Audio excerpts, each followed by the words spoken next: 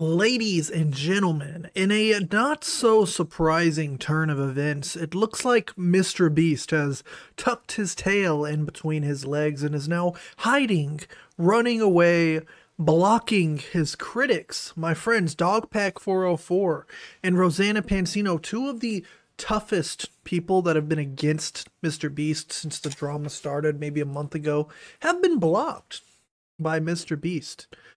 You can see DogPack404. The only person he was following was MrBeast. And so since he's blocked, he's down to 0. And Rosanna as well.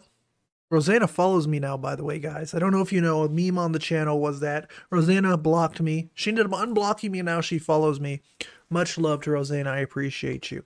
Either way, she would end up posting, I guess this means he isn't interested in the new info I found. MrBeast was following me up until now.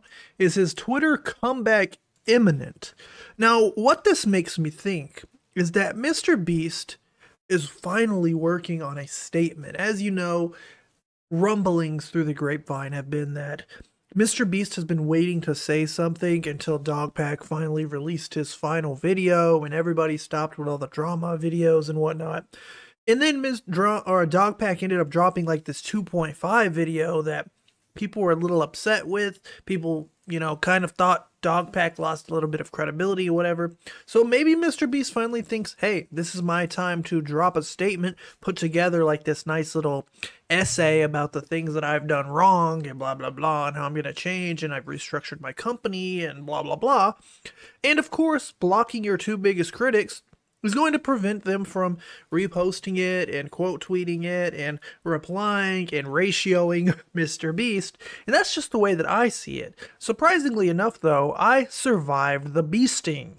So yeah, you can see MrBeast. I'm still on his page. Surprisingly, I'm surprised he hasn't blocked me, but it does definitely seem a little more now like he's just going out of his way to block his biggest critics, of course, Rosanna and DogPack, which is pretty interesting that it's taken this long. It's been about 2 months since the drama first started, and he's waited until now to block them, which makes you wonder, like, is there someone behind the scenes who said, yeah, just block them?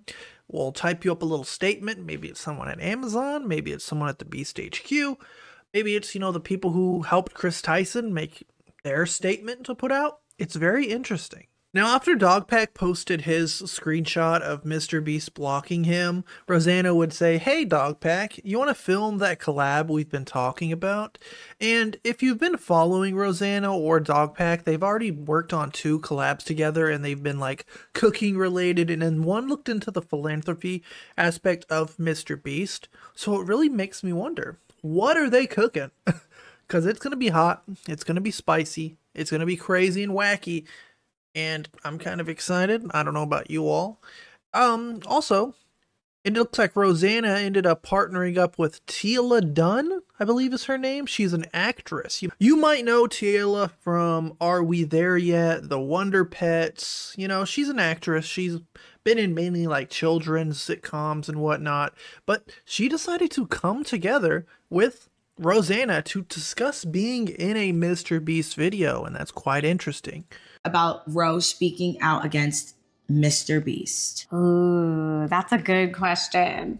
That's a good one. I think when I first spoke up in October, people didn't know what I knew because I had worked with him for 5 years. It wasn't just like I was some random girl in one of his videos and it was just this one time. We had done multiple business deals for years before, and I had a good sense of him. And also a lot of people reached out to me and were telling me things and information, and I just was in shock, and it was all processing, and it was really overwhelming. Just coming to terms with someone who I thought was a certain way was not, and it was more of a facade. I think that was one that was hard. Just when you think you're getting to know another creator in the space who you admire, and then you find out that they're not who you thought they were. And that's hard on its own. Yeah, and then definitely. When I spoke up about my negative experience, the amount of cyberbullying and harassing. For context, she's talking about when she was edited in a way for the hide and seek video that was posted a year or so back. She was in 3rd place. I want to say they edited it to make her look like she was in 4th place, and like they edited a lot of it down to look like it was just really boring, but she was actually hiding the whole time. So it's a long story. I'm sure there's plenty of videos people covered relating to that topic, but when that happened, the internet was completely against Rosanna. Everybody thought she was clout chasing. She was trying to crap on the biggest YouTuber ever just for views and likes and blah, blah, blah. And she ended up making a music video that people were upset about. It was a long story, and it ended up all, coming back, to fruition. And people have apologized to Rosanna because she was kind of right all along relating to all of the MrBeast stuff that's happening. Was awful from a creator that large that has almost 300 million subscribers. And that's crazy. It's just so... And it's only going up. His subscribers are still going up. His views are still in the millions. So massive, and it's just relentless. It was nonstop relentless, and then it just got really dark. I started getting death threats, and I had never had those kind of like death threats before, and I didn't know how to process it, and I thought I was having a heart attack. Oh my God. My heart started to get really tight, and it started to hurt, and I like wanted to be in a ball. It hurt to like breathe, like when you expand, and I got really nauseous and sweaty, and I was vomiting nonstop. No. And I found out later that I had a panic attack, and that's not normal for me. I was just really scared for like my safety and my family's safety because they were making real threats, and also nervous because like I have never really been in a lot of drama. So yeah, at that point, she was literally just a cooking channel. She still is mainly just a cooking channel. She makes, random little snacks and foods, and she had this little thing called Nerdy Nummies, and she was never really a drama channel, a tea channel. Even now, she's not really a drama channel. She's just talking about the MrBeast stuff because she doesn't like MrBeast, which is, I guess, fair in her case. Everybody's entitled to their opinion. Personally, I don't think MrBeast is like a horrible human being. I just think the way that he's been handling all of this and everything that's culminating and still coming into fruition and still coming out to this day kind of makes him crappy, kind of makes him a POS, right? But I wouldn't say he's like a horrible, evil person. I don't know. So I didn't know how to handle that. All of that. That's I didn't know. Insane. So now I know. I talk to like my agents. I talk to YouTube. I talk to law enforcement. Now I know what to do and like how to report somebody. And I just feel like I'm better equipped. But then I was completely knocked off guard, and it was just way too much, and nobody should go through that. No one deserves to go through that, especially when you didn't do anything wrong. No, not at all. Being honest. Yeah, it's crazy.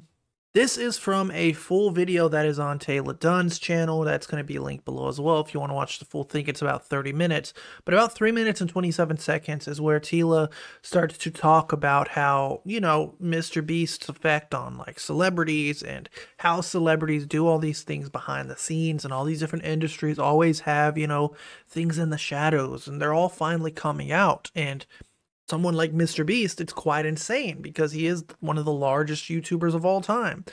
It's so sad when people position of any sort of power, they want to use that against you. Then you feel trapped and stuck and feel like you can't speak up or speak out. It's a mess, and it's an ongoing vicious cycle. And like I was saying in the beginning of this video when we were talking about the Diddy situation, not to compare the two, but it's similar in the sense of like, what you do in the dark will eventually come out. And I feel like this is the year where a lot of dirty things that people are doing. Cat Williams said it best. 2024 is the year, and it's only getting started in terms of things coming out. The P. Diddy situation, my friends, is just the tip of the iceberg. There are so many people involved that I don't want to say names. I'm sure if you just Google like people who are friends with P. Diddy, you'll find some names that for a few years now have had rumblings, secrets swept under the rug. And 2024, my friends, leading into 2025, it's going to change the landscape of the world. And we kind of saw that with the Me Too movement. We saw that with the Weinstein stuff. We saw that with the Epstein stuff. We even saw that with the Dan Schneider stuff with Nickelodeon. It is a strange new time, and I'm glad all these creeps are finally being brought to justice. Are resurfacing, and people are getting what they deserve at the end of the day. Like, you can't keep getting away with lying and being such a dangerous person of power. It's not cool. Jimmy is the most powerful content creator in the world now. And when power has no accountability, when in history has that ever been a good thing? The worst I think everything that's happening kind of proves that. Again, you don't have to hate MrBeast. You don't have to love MrBeast to see that the treatment he's getting is absolutely insane. If any other creator was being, I guess, canceled the same way that MrBeast is, they would be reprimanded. They would be removed from everything. Partners would be pulling out left and right. They wouldn't have a platform for much longer. And somehow, when it happens to MrBeast, it's fine. His toys are still flooding the shelves at Target, at Walmart. His Feastables are still flooding the shelves. His Lunchlies are soon going to be hitting the shelves. And he just continues to make money, continues to get millions and millions and millions of views on every video. Kids do not care. Parents do not care. No one cares anymore. They're bored of the drama, right? And I feel like this would not happen to anyone other than MrBeast. And it kind of proves that point that when you've reached that level of fame and success, you can get away with anything. Combination. And it really makes me disappointed that some of the bigger creators, they know and they aren't saying anything. I think that I am disappointed by them because they know. Not only are they not saying anything, the big creators are still continuing to work with him. So it's not only just, you know, being friends and whatnot, coming together, be like, well, I don't really care about the drama. I'm still going to work with my friend, blah, blah, blah. You have these companies and these agencies all working together. So yeah, we know MrBeast is like currently like the internet is completely against him, but let's just keep working with him, right? His videos are getting half dislikes, blah, blah, blah. We'll still keep working with him, blah, blah, blah. It doesn't matter. And it's still going to make them millions of dollars, which really sucks. And we're seeing things like KSI, Logan Paul, Kai Cenat, all these people are working with Logan Paul or working with MrBeast despite everything happening, and it's insane. Williams has been saying that this is the year that stuff's going to go down, especially about the Diddy stuff. He said Diddy invited him to a bunch of parties, and he was like, no, I don't want any part of it. Keep me away from it. And I just really admire him for doing that because it's hard to go against So the powers that be. It is hard to go against the powers that be because they have so much money, they have so much power, they have so much influence, and they scare people. I would say predator-like. That's more of their vibe. And again, I'm not going to be the one to compare MrBeast to P. Diddy. They're not doing that either. They're just using an example of another celebrity. It is very predatory. You know, even something like the cease and desist stuff that has happened where DogPack was being sent cease and desist, basically saying, stop talking about MrBeast or else we'll be seeing you very soon and it's going to be in court. Stop talking about it, so we're going to sue you, blah, blah, blah, blah, blah, blah. And it's all very predatory. People are scared to cover it because there's so much money, there's so much to lose. And why not just stay silent when you can continue to work with MrBeast, continue to make millions of dollars? You can conveniently stop talking about drama when it's about someone like MrBeast, who you've been, you know, friends with. No shade to any other content creators, but it's obvious. People have begun to notice certain content creators have all of a sudden been silent or all of a sudden stopped covering drama when the MrBeast stuff started going crazy. And that's just about it, my friends. As always, everything's linked down below. The Teala Dunn video that we just looked at is going to be linked. It's going to also be on Rosanna's channel or on Rosanna's Twitter, but the full video is on Teala Dunn's channel. Either way, my friends, I hope you enjoyed the video. I hope you were able to get caught up to date on your daily slop of MrBeast drama and lore. Like the video, share it, subscribe, and I will see you all very, very, very soon. Bye!